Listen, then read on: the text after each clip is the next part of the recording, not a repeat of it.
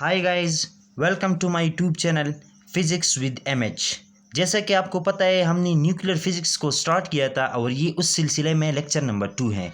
Lecture number 2 में हम एक क्वेश्चन से आगाज़ करेंगे, ठीक है। और वो क्वेश्चन ये है कि sir, how scientist are able to know about isotopes. देखें, पिछले लेक्चर में हमने आइसोटॉप्स के बारे में पढ़ा। हमने ये पढ़ा कि आइसोटॉप्स एक ही एलिमेंट के मुख्तलिफ एटम जिसका एटॉमिक मास डिफरेंट और एटॉमिक नंबर सेम, ठीक है। तो ये कैसे पता चला साइंटिस्ट को, तो आज इस क्वेश्चन का आंसर देखने की कोशिश करेंगे, ठीक है। तो इसका आंसर अगर मैं एक ही जुमले में बताऊं आपको, तो वो ये है कि आइसोटॉप्स का पता साइंटिस्ट को मास स्पेक्ट्रोग्राफ से पता चला। अब ये मास स्पेक्ट्रोग्राफ क्या है, इसको देखते हैं। Mass spectrograph is a device that is used to separate different isotopes and also compute their masses. Mass spectrograph एक ऐसा डिवाइस है जिससे हम आइसोटॉप्स का पता लगा सकते हैं। न सिर्फ पता लगा सकते हैं बल्कि उसका एटॉमिक मास भी कैलकुलेट कर सकते हैं। देखें, एक ही एलिमेंट के मुख्तलिफ एटम्स को हम सेपरेट भी कर सकते हैं, मतलब आइसोटॉप्स को सेपरेट भी कर सकते हैं। न सिर्फ सेपरेट करके बल्कि उसका मास भी हम कैलकुलेट कर सकते हैं।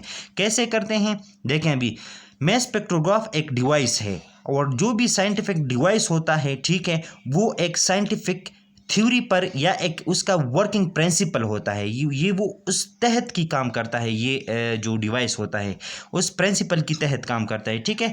तो मास स्पेक्ट्रोग्राफ की जो वर्किंग प्रिंसिपल है उसको इधर मैंने लिखा है। Working principle of mass spectrograph is when a charge particle is moving in electric and magnetic field suffer a deflection. देखें, working principle of mass spectrograph ये है कि जब भी कोई चार्ज पार्टिकल मैग्नेटिक फील्ड में मूव करता है perpendicular to the direction of magnetic field, उस पे एक फोर्स लगता है।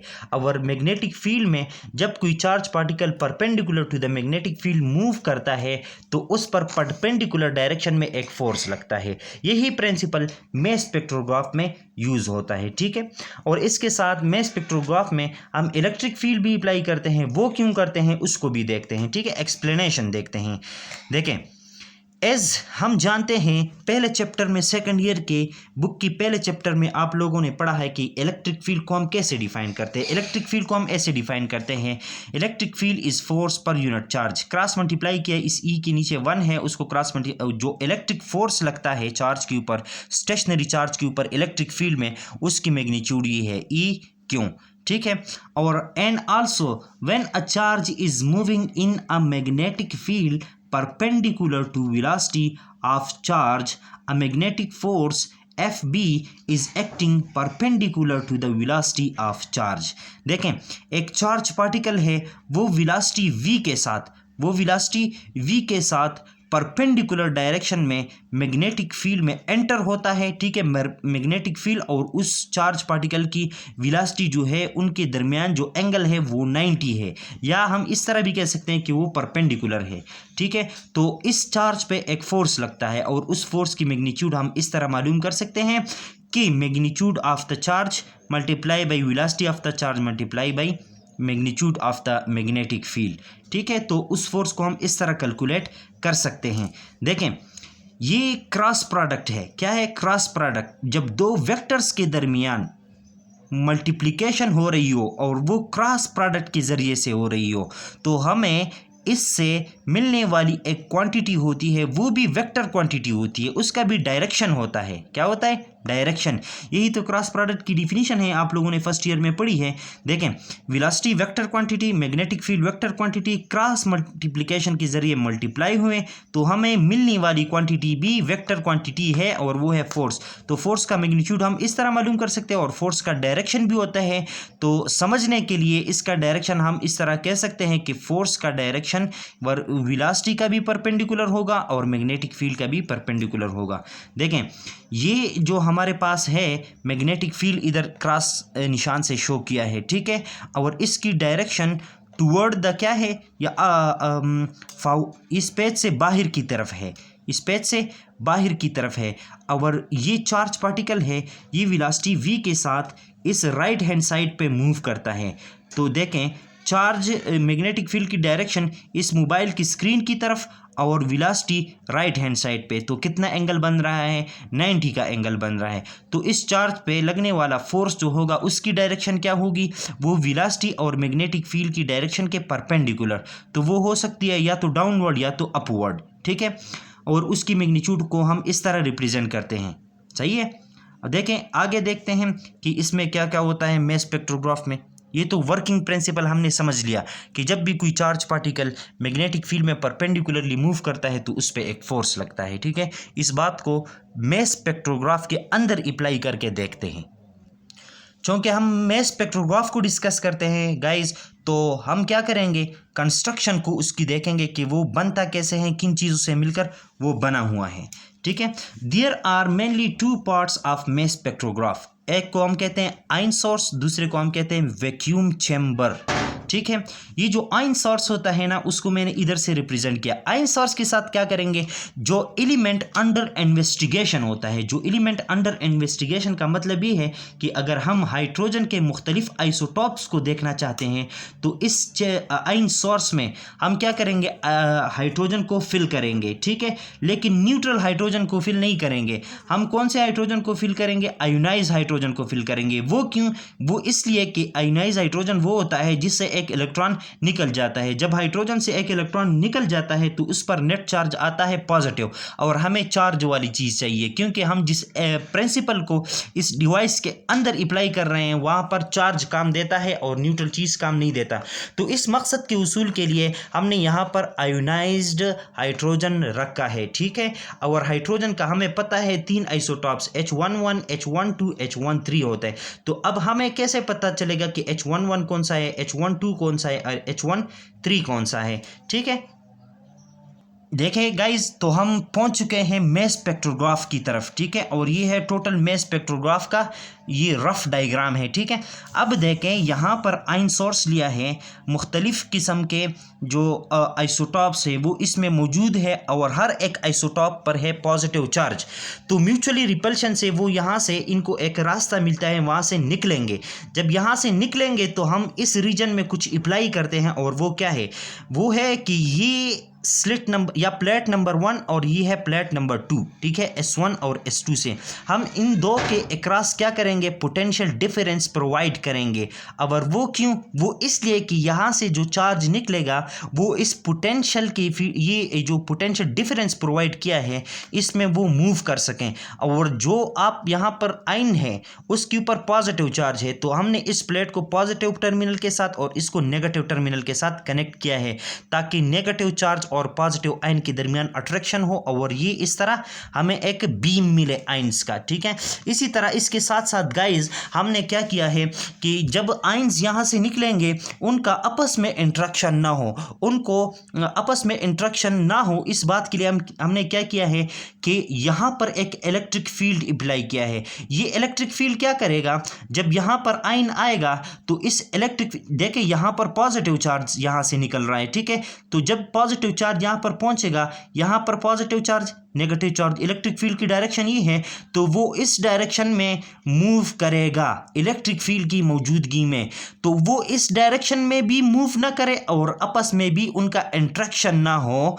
इलेक्ट्रिक फील्ड के मुकाबले में हम अप्लाई करते हैं मैग्नेटिक फील्ड, और अब मैग्नेटिक फील्ड की डायरेक्शन बाहर की जानिब है, मतलब मोबाइल की स्क्रीन की जानिब है, ठीक है। तो जब वेलोसिटी के साथ वो आयन सोर्स से निकलकर बाहर आएगा, ठीक है, और मैग्नेटिक फील्ड इस डायरेक्शन में अप्लाई हुआ है, स्क्रीन की तरफ अप्लाई हुआ है, तो देखें वेलोसिटी और जो मैग्नेटिक फील्ड की डायरेक्शन है वो परपेंडिकुलर है। तो यहाँ पर जो चार्ज पार्टिकल है उस पर भी परपेंडिकुलर डायरेक्शन में to the velocity and magnetic field के परपेंडिकुलर डायरेक्शन में एक फोर्स लगेगा, और वो होगा लेफ्ट हैंड साइड पे। देखें इलेक्ट्रिक फील्ड की वजह से जो फोर्स लग रहा था वो राइट हैंड साइड पे, और मैग्नेटिक फील्ड की अप्लाई की वजह से जो फोर्स इस चार्ज के ऊपर लग रहा है वो लेफ्ट हैंड साइड पे लग रहा है। तो हम क्या करते हैं कि इस इलेक्ट्रिक फील्ड और मैग्नेटिक फील्ड का मैग्नीट्यूड इतना रखते हैं कि जो इस चार्ज पार्टिकल के ऊपर फोर्स अप्लाई होता है उनका मैग्नीट्यूड मैग्नेटिक फील्ड की वजह से और इलेक्ट्रिक फील्ड की वजह से बराबर हो। तो जब मैग्नेटिक फील्ड और इलेक्ट्रिक फील्ड की वजह से जो फोर्स चार्ज पार्टिकल पे लगता है वो बराबर हो तो क्या होगा, नेट फोर्स उस पर जीरो होगा और वो इसी तरह स्ट्राइट बीम की शक्ल में वो मूव करेगा और आपस में भी उनका इंटरेक्शन नहीं होगा। ठीक है, देखें उसको इस डायरेक्शन में मूव करने के लिए हमने 3 काम किए हैं। एक पोटेंशियल डिफरेंस प्रोवाइड किया है इनको, ठीक है, और एक इलेक्ट्रिक फील्ड और एक मैग्नेटिक फील्ड। मैग्नेटिक फील्ड और इलेक्ट्रिक फील्ड को ऐसे रेशियो में रखा है कि इनकी वजह से जो चार्ज पार्टिकल के ऊपर फोर्स है वो क्या हो, वो उनका इफेक्ट जीरो हो, नेट फोर्स इस चार्ज पार्टिकल पे जीरो हो। देखें आगे गाइस, जब ये चार्ज आइन से यहाँ से आए यहाँ पर एंटर, तो यहाँ पर भी इसको एक रास्ता मिलता है इस रीजन में एंटर होने के लिए। और ये कौन सा रीजन है, ये है वैक्यूम चैम्बर। यहाँ पर भी कुछ भी नहीं है सिवाय मैग्नेटिक फील्ड के, और मैग्नेटिक फील्ड और इस आइन सोर्स से जो चार्ज निकल रहे थे उनकी वेलोसिटी और इस मैग्नेटिक फील्ड के दरमियान जो एंगल है वो 90 है। मतलब ये है कि ये परपेंडिकुलर है। ठीक है, अब अभी हमने देखा कि जब वेलोसिटी और मैग्नेटिक फील्ड परपेंडिकुलर होते हैं तो उस चार्ज पार्टिकल पर एक फोर्स लगता है और वो भी है perpendicular to the velocity and magnetic field. अब देखें मैग्नेटिक फील्ड की डायरेक्शन इस स्क्रीन की तरफ और velocity of the charge particle की डायरेक्शन डाउनवर्ड, तो 90 का एंगल बन रहा है। ठीक है, तो डाउनवर्ड और स्क्रीन की तरफ के मुकाबले में जो 90 का एंगल बनेगा जिस डायरेक्शन में फोर्स लेंगे वो हमारे पास आता है लेफ्ट हैंड साइड। तो ये जो चार्ज पार्टिकल है, ये आयन जो है, ये इस लेफ्ट हैंड साइड में मूव करेंगे क्योंकि हर एक पॉइंट के ऊपर इस चार्ज पार्टिकल पर परपेंडिकुलर फोर्स लगता है। क्या लगता है जी, परपेंडिकुलर फोर्स। तो ये चार्ज पार्टिकल एक सर्कल में मूव करना स्टार्ट करेगा, लेकिन सर्कल कंप्लीट करने से पहले इसके रास्ते में हम रखते हैं फोटोग्राफिक प्लेट, और इस फोटोग्राफिक प्लेट से ये आकर इस तरह टकराते हैं और हमें एक स्पार्किंग सा मिलता है। तो हमें पता चलता है कि भाई ये फ्ला आइसोटॉप्स आया इधर लगा, या फ्ला आइसोटॉप्स का अभी नाम नहीं लेते कि एक आइसोटॉप आया इधर लगा, एक आया इधर लगा। मुख्तलिफ जगहों पर हमें क्या मिलता है जी, मुख्तलिफ जगहों पर हमें स्पॉटिंग मिलती है फोटोग्राफिक प्लेट के ऊपर, जिससे हम अंदाज़ा लगा सकते हैं कि डिफरेंट आइसोटॉप्स डिफरेंट प्लेसेस पर फोटोग्राफ प्लेट के ऊपर हिट कर रहे हैं। ठीक है, अच्छा देखें अब इसका मैथमेटिकल थ्योरी तो हमें समझ में आ गई मैस स्पेक्ट्रोग्राफ की। अब हम इसकी मैथमेटिकल वर्क को देखते हैं कि मैथमेटिक्स की क्या रोल है यहाँ पर।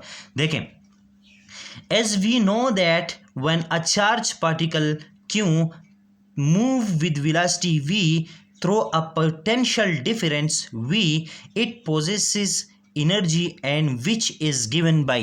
आप लोगों ने फर्स्ट चैप्टर सेकंड ईयर की फर्स्ट चैप्टर में पढ़ा है कि जब कोई charge particle potential difference v में मूव करता है तो उसके पास एनर्जी होती है, या आपने ऐसा भी पढ़ा है कि potential difference is defined as energy per unit charge, energy per unit charge.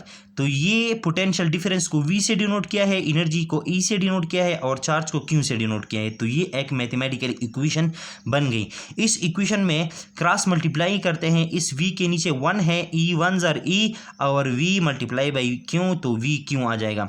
ठीक है, लेकिन अब देखें energy, but Q has velocity. अब जो आयन वहाँ से निकल रहा था आयन सोर्स से, उसके पास वेलोसिटी है। क्या है, वेलोसिटी होगी तो उसके ऊपर मैग्नेटिक फोर्स लगेगा ना। ठीक है, तो जब उसके पास वेलोसिटी है और उसका कुछ मेस भी है, तो हम ये जानते हैं कि एक पार्टिकल के साथ जब वेलोसिटी भी हो और उसका मेस भी हो तो उसके पास एक ही टाइप्स की एनर्जी हो सकती है, और वो है काइनेटिक एनर्जी। कौन सी एनर्जी, काइनेटिक एनर्जी।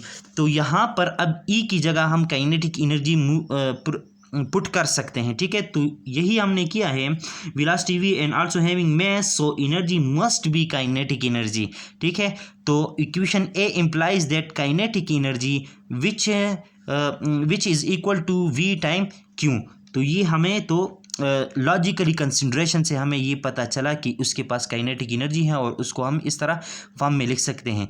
यहाँ से अगर मैं चाहूँ कि वेलोसिटी की वैल्यू यहाँ से निकालना चाहूँ तो क्या करेंगे गाइज, 2 को इसके साथ मल्टीप्लाई करें, क्रॉस मल्टीप्लिकेशन करके यहाँ पर रह जाएगा mv²। m हमें v चाहिए तो m को इस साइड डिवाइड किया तो आपके पास आ जाएगा v² is equal to 2v क्यों डिवाइड बाई m आ जाएगा। ठीक है, अब हमें v² नहीं चाहिए, हमें v चाहिए, तो दोनों अतराफ क्या करेंगे, रूट लेंगे, और जब हमने रूट लिया तो फाइनल इक्वेशन हमारे पास ये आ गया।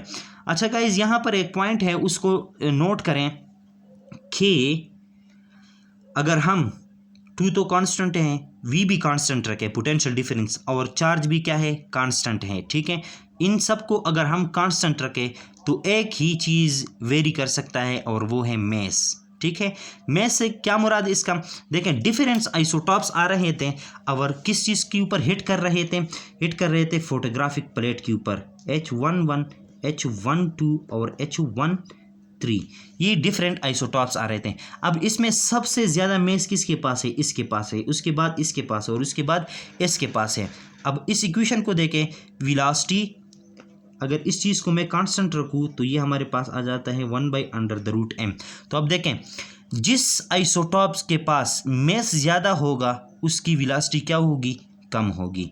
ये इस इक्वेशन से हमें पता चल रहा है। देखें आगे बढ़ते हैं और मैथमेटिक्स हमें इस बारे में और क्या कहता है उस चीज़ को देखते हैं। ठीक है, अगर आपको इस नोट्स के PDF फॉर्म चाहिए तो इस वीडियो के डिस्क्रिप्शन में आप जाएं, वहाँ पर आपको लिंक मिल जाएगा। ठीक है, तो ये सब कुछ आपको PDF फॉर्म में मिल जाएगा, आप वहाँ से ले सकते हैं और नोट्स भी बना सकते हैं। देखें आगे, देखें गाइज, ये तो हमने देख लिया कि जब चार्ज पार्टिकल पोटेंशियल डिफरेंस में मूव करता है तो उसके पास काइनेटिक एनर्जी होती है, वो तो हमने देख लिया। एक पॉइंट इधर और लिखा है, when charge particle enter in magnetic field region a force FB will acting on it which provide it centripetal force which is equal to in magnitude of magnetic force. देखें, जब चार्ज पार्टिकल एंटर कर गया magnetic field में, vacuum chamber में, ठीक है, तो उस पर वहाँ इस चार्ज पार्टिकल पर मैग्नेटिक फील्ड रीजन के अंदर एक फोर्स लगता है which is perpendicular to the direction of magnetic and velocity of the magnetic field and velocity of the charge particle.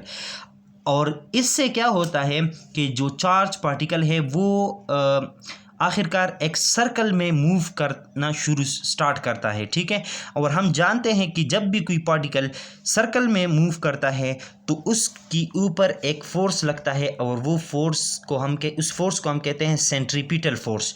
तो अब सेंट्रीपिटल फोर्स कौन प्रोवाइड कर रहा है चार्ज पार्टिकल को, मैग्नेटिक फोर्स। अगर मैग्नेटिक फोर्स ना होता तो चार्ज सर्कल में मूव ना करता, जब सर्कल में मूव ना करता सेंट्रीपिटल फोर्स ना लगता, तो चार्ज के ऊपर सेंट्रीपिटल फोर्स लग रहा है और वो सेंट्रीपिटल फोर्स कौन प्रोवाइड कर रहा है, मैग्नेटिक फोर्स प्रोवाइड कर रहा है।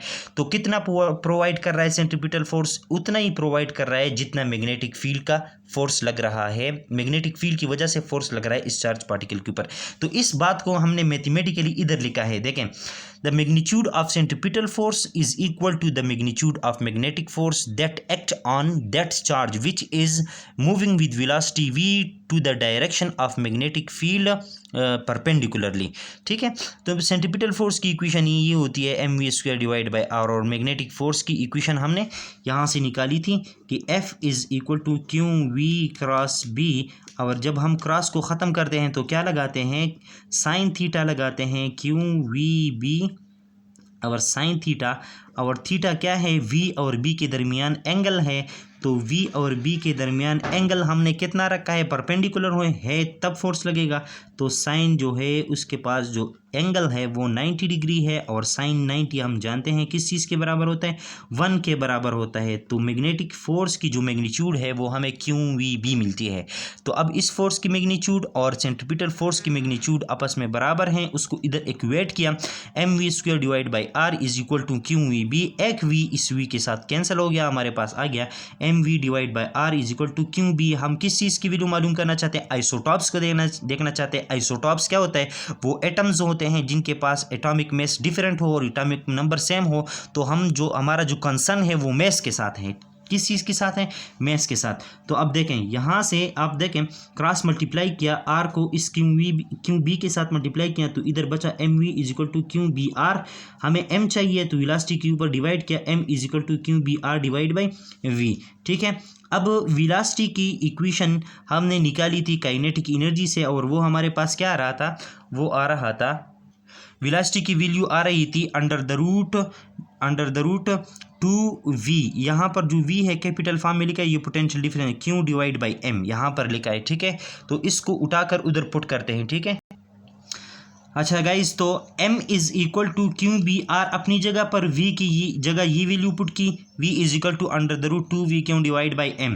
ठीक है, ये वैल्यू पुट की तो m हमारे पास ये लेफ्ट हैंड साइड वाला is equal to Q B R divide by under the root 2v Q, और ये m ऊपर कैसे चला, देखें हमारे पास 2-3 नंबर हो, a divide by b, a divide by b divide by c, b divide हो रहा है c के ऊपर। ठीक है, तो ये c जाकर a के साथ मल्टीप्लाई होगा।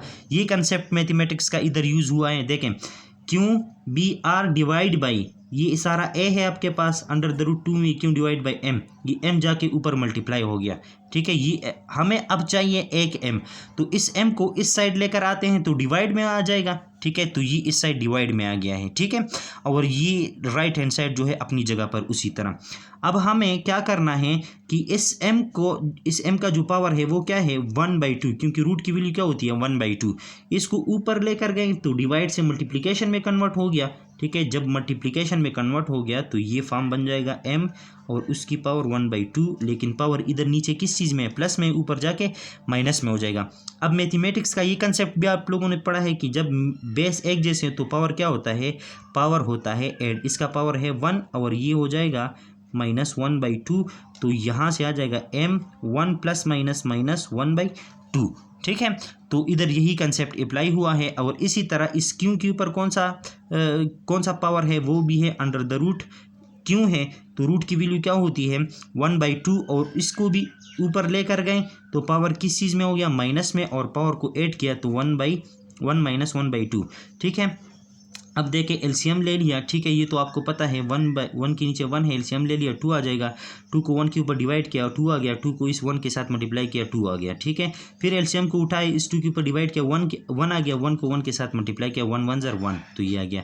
इसी तरह यहाँ पर भी कंसेप्ट ये चीज़ें अपनी जगह पर आई हैं। ठीक है, तो m की वैल्यू हमारे पास आ गई m 2 माइनस 1 डिवाइड बाई 2 अपनी जगह पर, इस तरह क्यों भी, और ये चीज़ें अपनी जगह पर आई हैं। ठीक है, अब हमें चाहिए क्या चीज़, 1/2 की जगह हम रूट पुट कर सकते हैं। ठीक है, तो इस क्यों के ऊपर भी रूट पुट कर लिया।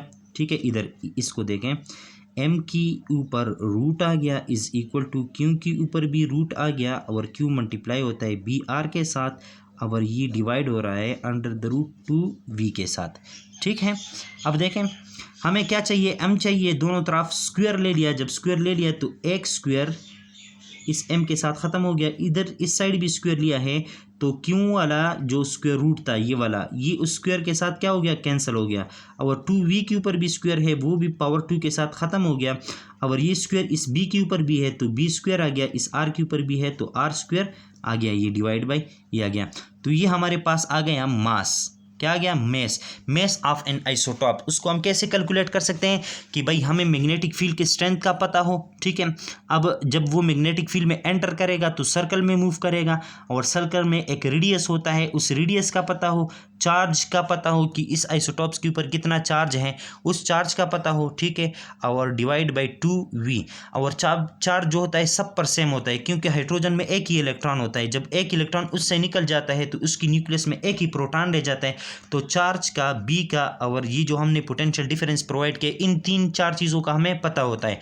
जब ये चीज़ें हम इस इक्वेशन में पुट करेंगे देखें तो हमें क्या मिलेगा, मेस ऑफ द वो मिलेगा। अच्छा, यहाँ पर एक चीज़ वेरी कर सकता है, देखें कौन सा चीज़, जिसका मेस ज़्यादा होगा उसका रेडियस भी ज़्यादा होगा, क्या होगा, रेडियस भी ज़्यादा होगा।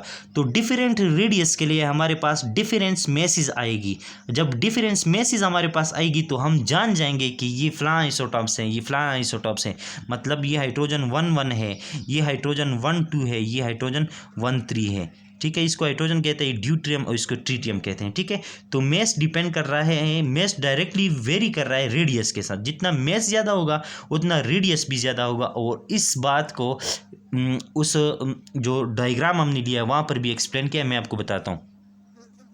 ये है गाइस, देखें एक R1 है जो कि छोटा है, ये छोटा किसके लिए होगा? जिस आइसोटॉप्स के साथ मेस कम होगा। ये R2 है, ये बड़ा है, ये बड़ा किस चीज़ के लिए होगा? ये बड़ा उस आइसोटॉप के लिए होगा जिसका मेस ज़्यादा है, मतलब ये हाइड्रोजन के लिए, ड्यूटेरियम के लिए, और ये बड़ा ये ट्रिटियम के लिए होगा, ठीक है। तो रेडियस पे डिपेंड करता है मेस, तो डिफरेंट रेडियस के लिए हमारे पास डिफरेंट मेसेस आएगी। और इस बात का हमने मेस स्पेक्ट्रोग्राफ में कहा था कि कंप्यूट दियर मेसेस। मेस स्पेक्ट्रोग्राफ एक ऐसा डिवाइस है जो आइसोटॉप को सेपरेट करता है, और न सिर्फ सेपरेट करता है बल्कि हमें उसका मेस भी बताता है। और मेस हमने जान लिया मैथमेटिकली, ठीक है। और जो कंडीशंस हमने प्रोवाइड की थी मेस स्पेक्ट्रोग्राफ पे, उसको यूज़ करके हम डिफरेंट आइसोटॉप्स की डिफरेंट मेसेस को कैलकुलेट कर सकते हैं। तो मेस स्पेक्ट्रोग्राफ की जो एक हमारे पास थी वो तो आ गई, मेस वाली बात क्लियर हो गई। अब हम देखते हैं कि आइसोटॉप्स को सेपरेट कैसे करेंगे। अच्छा गाइस, तो फाइनल में हमारे पास ये इक्वेशन आई थी m = b² r² डिवाइड बाई 2v, ठीक है। अब यहाँ से हम r की वैल्यू देखना चाहते हैं कि r की वैल्यू कैसे आएगी। देखें, इसको क्रॉस मल्टीप्लाई करें 2vm आ जाएगा, 2vm ये आया है, ठीक है। हमें r चाहिए b² क्यों के ऊपर डिवाइड किया दोनों तरफ को, b² क्यों आ गया। हमें r चाहिए, r² नहीं चाहिए, दोनों तरफ रूट ले लिया तो रूट और स्क्वायर ख़त्म हो गया, हमारे पास ये इक्वेशन आ गई। अब देखें r = r हमारे पास ही आ गया, ठीक है। अब देखें इसमें क्या चीज़ कॉमन है, 2v और b² क्योंकि मेस तो वेरी कर रहा है ना, डिफरेंट आइसोटॉप, ये तो कांस्टेंट नहीं है, ठीक है। तो इसकी जगह अगर हम कांस्टेंट लगाए इस इक्वेशन में तो हम लगा सकते हैं कि r = constant time under the root m, ठीक है, हमारे पास ये आ जाएगा। और प्रोपोर्शनलिटी को हटाने के लिए हम कांस्टेंट लगाते हैं, इक्वलिटी का निशान लगाते हैं, या इक्वलिटी का निशान और कांस्टेंट को ख़त्म करने के लिए हम प्रोपोर्शनलिटी का निशान लगाते हैं, ठीक है। तो अब देखें r is directly proportional to under the root m। तो वो बात जो हमने इधर की थ्योरेटिकली वो यहाँ पर मैथमेटिकली भी प्रूफ हो गई कि जितना मेस ज़्यादा होगा अंडर द रूट टाइम, ठीक है, उतना ही रेडियस भी ज़्यादा होगा। तो क्या इस यहाँ से हमें कौन सी बात समझ में आ गई, वो ये कि conclusion and answer of our question, जो हमने इस टॉपिक के आगाज़ में क्वेश्चन किया था, उस क्वेश्चन का आंसर और इस टॉपिक को पढ़कर जो हम कंक्लूजन ले रहे हैं वो क्या है, फ्रॉम इक्वेशन एफ ये है, we can separate different isotopes like heavy और light by observing their radius. देखें उनके रेडियस को ऑब्जर्व करके हम ये इस तरह सेपरेट कर सकते हैं कि लाइटर आइसोटॉप्स हैं, ये हेवियर आइसोटॉप्स हैं, एक बात। और दूसरी बात ये है बाय इक्वेशन ई कौन सी है, इक्वेशन ई ये वाली है, ये वाली m। हम क्या कर सकते हैं इक्वेशन ई से, by equation E that is m = b² r² डिवाइड बाई 2 we can calculate their masses. हम उनके मेसेज कैलकुलेट कर सकते हैं, रेडियस से उनको अलग कर सकते हैं, अलग कैटेगरीज में रखते हैं कि लाइटर है, हेवियर है, और इक्वेशन ई से हम क्या कर सकते हैं, उनका मेस कैलकुलेट कर सकते हैं, ठीक है। तो गाइज देखें कैसे हमने एक क्वेश्चन से शुरू किया और किस तरह हम आखिरी कंक्लूजन पर पहुंच गए। इसको जो है टॉपिक को ऐसे समझाया है कि पहले आपके क्वेश्चन में जो जहन में क्वेश्चन आ जाए, ठीक है, और फिर आपके जहन में ये ख्वाहिश पैदा हो कि जो क्वेश्चन आया है मेरे जहन में इसका जवाब मिल जाए। और जब उसका जवाब आपको लॉजिकली मिलता है, ठीक है, साइंस के उसूलों को मद्देनज़र रख कर मिलता है, मैथमेटिकली वर्क करके मिलता है, ठीक है, तो आप पहुंच जाते हैं जो टॉपिक का मगज़ होता है वो आपके जहन में आ जाता है, जो मरकज़ी ख्याल होता है टॉपिक का वो आपके जहन में आ जाता है। मैंने कोशिश की है कि आपको मरकज़ी ख्याल टॉपिक का समझ में आ जाए और टॉपिक को बिल्कुल क्लियर किया जाए। तो शायद उम्मीद है आपको ये टॉपिक जो है इस अंदाज से पढ़ाने में मज़ा आया होगा और आप ज़रूर इसको एंजॉय करेंगे। अपनी दुआओं में याद रखिएगा, अपनी इस चैनल का ख्याल रखिएगा। इस वीडियोज़ को अगर आपको पसंद आई है तो अपने दोस्तों के साथ शेयर करिएगा, लाइक करिएगा, कमेंट करिएगा, मैं इंशाल्लाह रिस्पांस दूंगा। और इधर आखिर में मैंने जुमला लिखा है, मुसलसल मेहनत कामयाबी की राह दिखाती है, इस चीज़ को अपनाइएगा। नेक्स्ट वीडियो तक के लिए खुदा हाफिज़।